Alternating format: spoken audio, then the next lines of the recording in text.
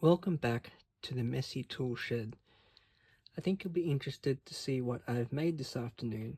So we know about this power meter, which is very popular online, and you've seen in my videos that I also use an auxiliary power to power this thing, because sometimes we want to drain the source flat, and when the source goes flat you lose all the data on here.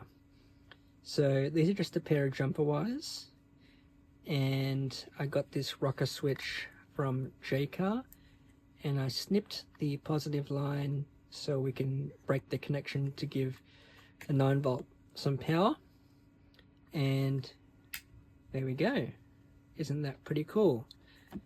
Now, you don't need this box, but I got this box off Temu for no particular reason, and I found a reason to use it today.